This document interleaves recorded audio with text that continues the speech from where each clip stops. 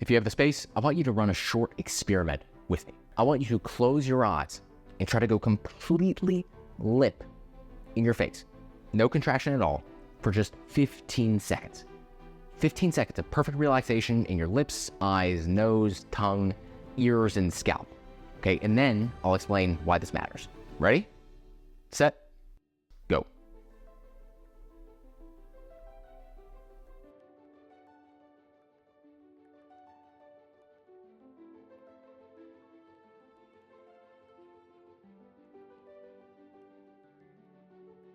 And done.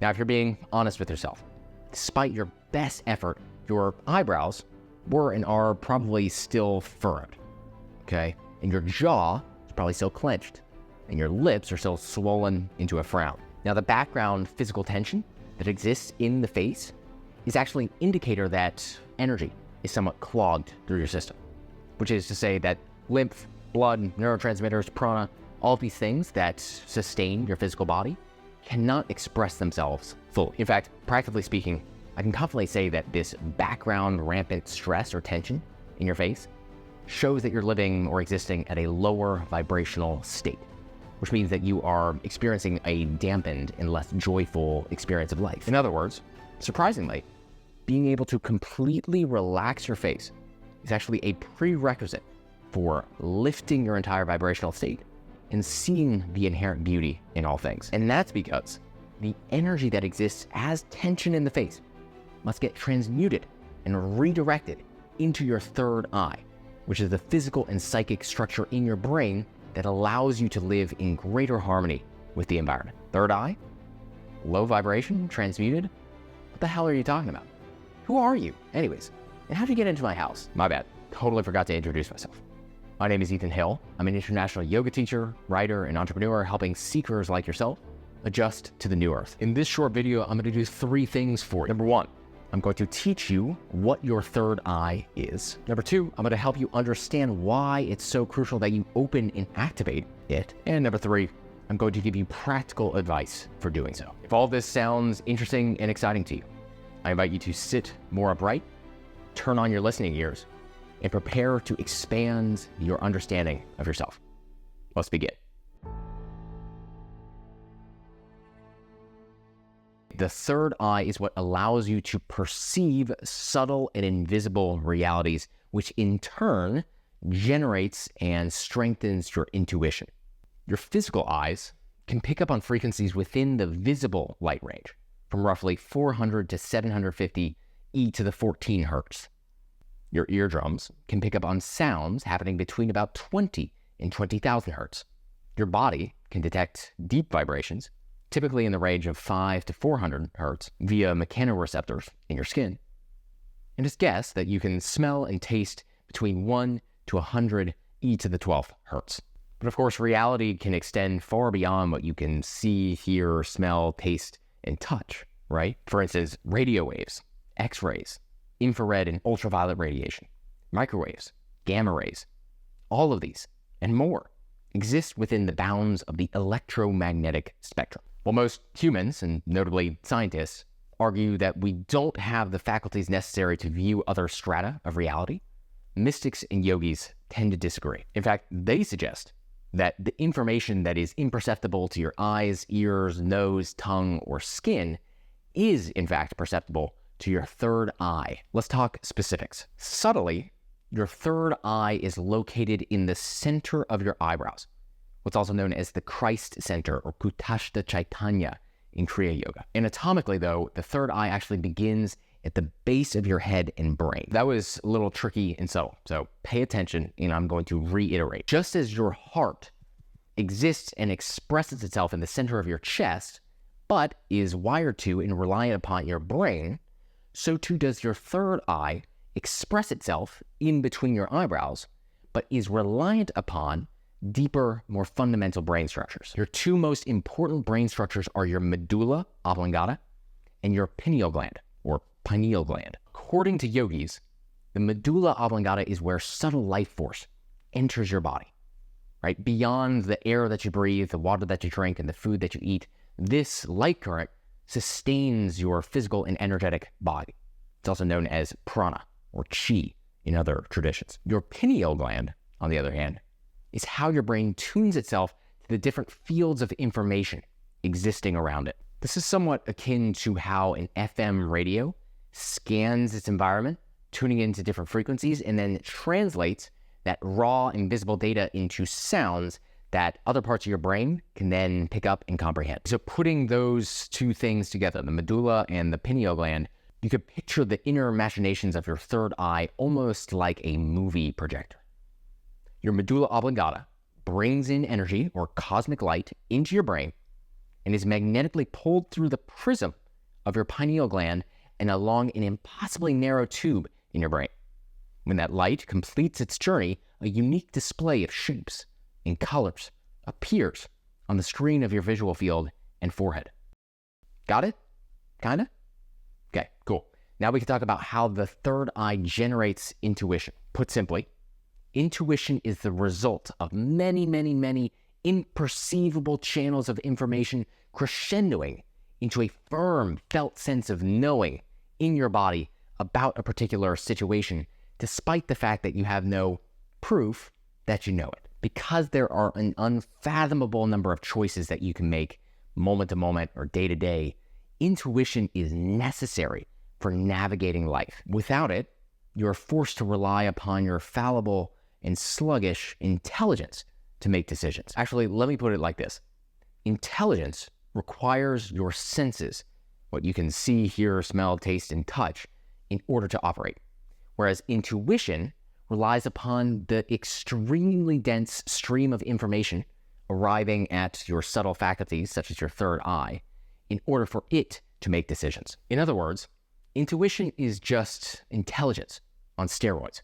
There's just so much more information arriving at your subtle faculties, such as the third eye, than there are in all of the other senses combined, which means that any decisions being made from intuition is actually more reliable and more developed. Plus, the information processing speed that happens in the third eye compared to other brain centers is wildly, wildly faster, meaning you can know what's best within a fraction of a second, as opposed to relying upon what the intelligence faculties typically do, which is creating this long pro-con list and having to make a decision from there. All of this means that by opening and strengthening your third eye, you will make decisions that are more aligned, both easier and quicker, all of which in turn manifests your desires and dreams much more rapidly. The first thing we have to understand is that your medulla and your pineal gland, which in turn birth the third eye, are reliant and run on electricity. Of course, the brain is sending electrical pulses via neurotransmitters through all the different neurons in your brain. And so what we want is that this avenue, this road, be completely cleared of all debris and obstacles so that the electricity can flow very smoothly. Anytime you have toxic heavy metals in your environment, they can saturate into your bloodstream, and if they're tiny enough, they can actually cross your blood-brain barrier and get merged or lodged into your brain. And because metal, as you know, conducts electricity, it's going to impede your medulla and your pineal gland from operating at its highest efficiency and effectiveness. Now, toxic heavy metals can come from so many different sources. As the most basic example, when you have a sharp knife that you just bought from Kmart or TJ Maxx and you're cutting vegetables, right? How many months before that knife gets dull? Where do you think those metal atoms are going? Straight into the food. That's what dulls the blade altogether. Then you eat that food, and again, if the metal particles are small enough, they'll get into your brain and affect the way that it runs. Or as another example, pesticides, pharmaceuticals, both of them have heavy metals in it. Or aluminum foil, aluminum cans, aluminum anything.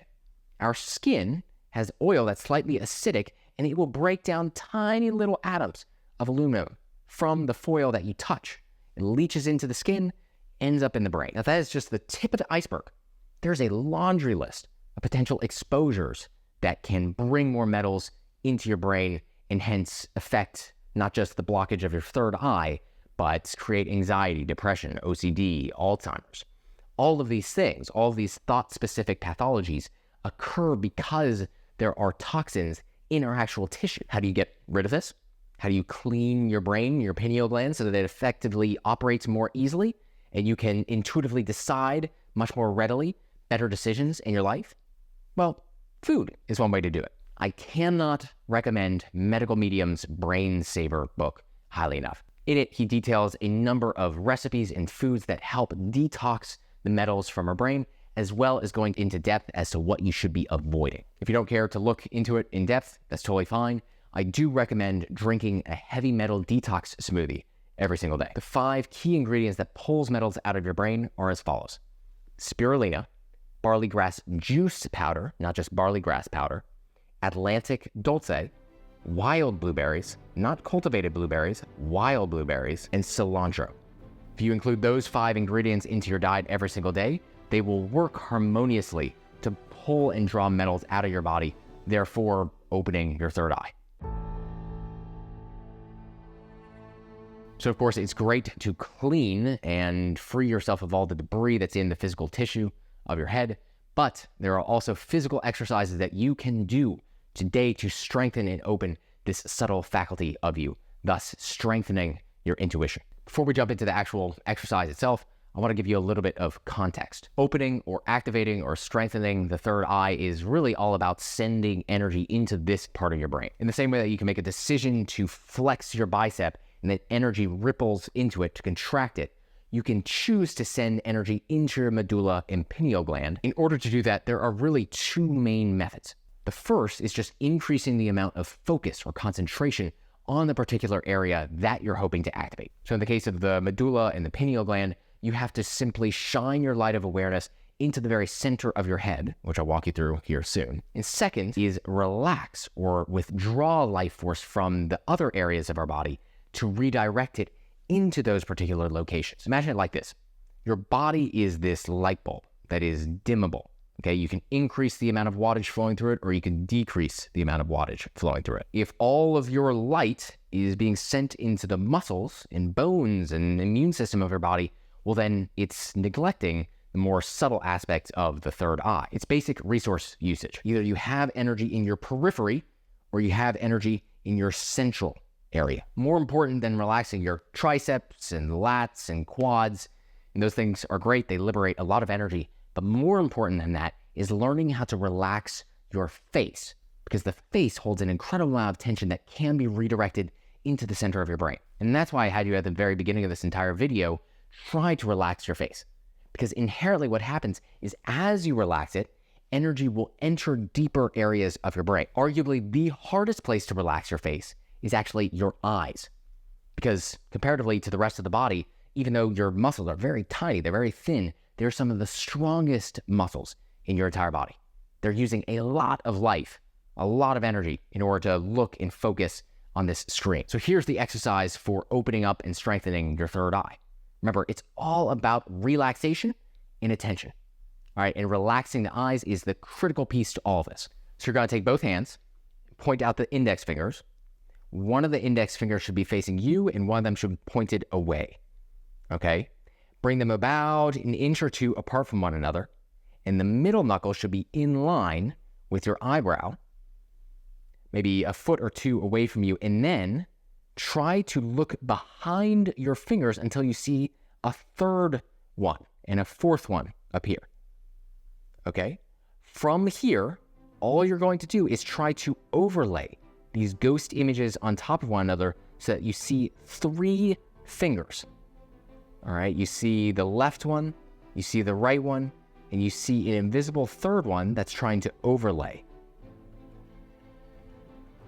Now, from here, I want you to notice what your eyes are doing. They're staring far out into the distance, and they must physically relax in order to accomplish this task. Next, in order to strengthen the amount of relaxation, kind of an oxymoron, you'll very, very slowly, very slowly, move the index fingers apart from one another and notice that you have to look and relax your eyes more and more in order to keep the image together.